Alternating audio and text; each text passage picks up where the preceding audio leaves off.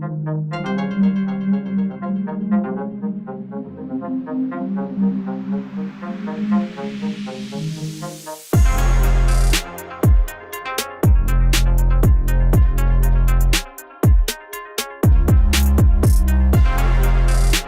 my name is Jeff. I like sneakers. I spend way too much money on them. I think for me, my approach to sneakers is always about like the story behind them. And I have kind of memories or sentiments attached to them and how I got them, but also the story of the sneaker itself and like how that design came to be. And so I'm like a geek in that way. I love to like know everything about the sneakers. So back in the day, my mom would not give me money for shoes. And it wasn't until like I got my own job at like 15 and a half, I was working in a pharmacy, like stocking shelves and stuff like that. And that's how I started making my own money. And I'm pretty sure I spent like all of my money on shoes. Like I'd say like 80 to like 90% of my money on shoes. Even then, I remember like being in the skate shop, wanting to buy a pair of Dunks. And I had my own money. And my mom was like, no. It's like, stop buying shoes. You can't buy another pair of shoes. And it was just like, it's kind of crazy, but it's also kind of, I think, kind of a bit of a fun story. You know, yeah, sure, were there Dunks that I missed out on that were like super cool and I wish I had them, you know? I remember one of the pairs was a pair of a Heineken Dunks back in the day. And I didn't have the money, but I got hooked up with the skate shop at the time. They were like my friends, and he held a pair for me, and I was like, I begged him, I was like, Mom, give me like, I think at that time, was it like 75 bucks? Like 80 bucks or something. And I was like, Mom, like, I need the money. I need to get a pair of these shoes. And she was like, no. She's like, no way. You're not buying another pair. And I was like, and now, I mean, hold on. I'm just gonna look up how much Heineken Dunks are, because that's gonna make me real mad. Pair of size 9s, 4,500. So, you know, that 85, 90 bucks would have been like a good investment. But it's stuff like that that I laugh at also, because I think it's funny that it costs that much for a pair of Heineken Dunks. I have one here, which is, I kind of consider my favorite pair. I don't wear these anymore because they're a bit beat up. This is a pair of Nike SB trainers that came out in 2005. So they're 15 years old now. And the reason why I like these is because of a few things. One is my wife gave them to me. So that's very important to me. And the second thing is she gave it to me when I asked her to marry me. So I gave her a ring and she gave me these. But the other thing that I really love about these and why she went and like hunt them down is because this is a pair of shoes that Benny Gold, which is a streetwear, I think, legend or designer, designed for the brand Huff in 2005. And Huff was a huge influence in the Bay Area where I grew up in terms of streetwear and skateboarding. I mean, everyone knows Huff now, but Huff was like a little store up on a hill. And it was always cool going in there because they had the coolest shoes. It was like across from like skateboarding and streetwear, and that's where you kind of start to see it.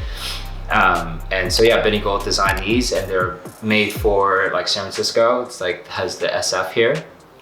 And the cool thing is they're called the Gold Diggers, so named after kind of the gold mining era in San Francisco history. So the story goes that it's when you pick up gold from you have to kind of like rinse it out with water. So you see the gold specks in the water, and that's what this is supposed to represent. So there's like a lot of cool history, and I think that's also why like Benny Gold to me was like always one of my favorite designers, because there was always like an idea behind every one of these stories. So that's my favorite pair.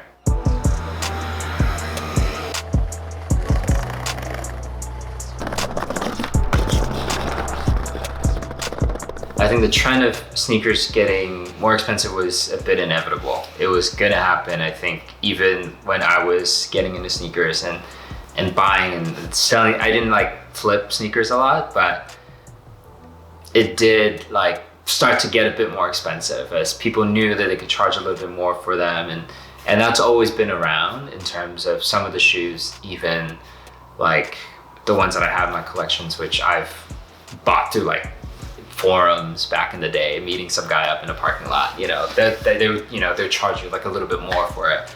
Like this I got from a guy in a parking lot. Like I met up a guy in a parking lot and like he opened his trunk and like I was like, checked out the shoe. I was like, all right, this is legit. I'm gonna like pick him up. I think he charged me maybe like an extra 40 on top, which is like reasonable, you know? You could do that back in the day. You made a little bit of money, but it wasn't like a crazy amount. That was always gonna happen, but I think people start to see, especially a lot of the younger kids start to see like, oh, you can make money off of this, and which became like people's full-time jobs. I mean, it's crazy that people like can make a living off of flipping sneakers. You know, I'm not gonna hate on anyone's hustle. I'm trying, you know, but it's like, it's a bit frustrating to not get the sneakers that you want. And that's why, like, for me, even when we were chatting about earlier, like, oh, did I go try to get the like Kobe Protros or whatever? I'm like, if there's not a pair of shoes that I really, really want, I'm not gonna try for it, because in hopes, and maybe this is stupid and like in the back of my head, it's like, I want someone else who actually wants the pair of shoes to get them. So I'm not trying to get every single pair and flip it or whatever. So, cause I like, for what it's worth, I have all the pairs that I need.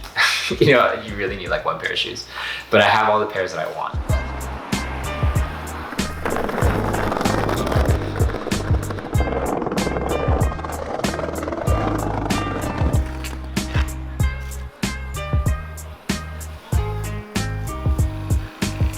Ooh, it's tough. I think it's tough. And even I was talking to some people who work at like Addy and Nike, and they were talking about like, is there a way that we can separate those people or programs, or is there like a loyalty program? But it's hard. I think it's like, it's almost impossible to do that, because, you know, every morning that you're trying to like get a pair of sneakers, there's probably a million other people, literally probably, that's trying to get that same pair of sneakers. And of course, like, brands don't want to give up the exclusivity. They don't want to make more shoes, right? Whatever, the bred one sitting on shelves, and that doesn't look good for the brand. I think what they should do is what they did with the Cement 3s. And a lot of people love that shoe, and it's like what, you know, the guy from StockX is like, this is the shoe that's like, was my grail shoe. And that's how I was like inspiration to start StockX. But so that's like a lot of people's grail shoes. And what they did was like, just that shoe, that 1 year, they made like a ton of them, and it was great. So like everyone could just get that pair of shoes. They should like just do that more often with like certain pairs. You know, you still keep your exclusive stuff, like the crazy collabs, G-Dragon, Air Force Ones, yeah, keep those like exclusive, but like just give us a few pairs a year that's just like almost a general release. You know, that would be kind of nice. So people can kind of feel like they can still participate in the culture. They can feel like they're getting their grail. They're feeling like they can still be part of sneaker culture. But it's hard. It's like, I don't think there's a right way to do it, because I think the culture is just, the way it's built, it's supposed to be like this.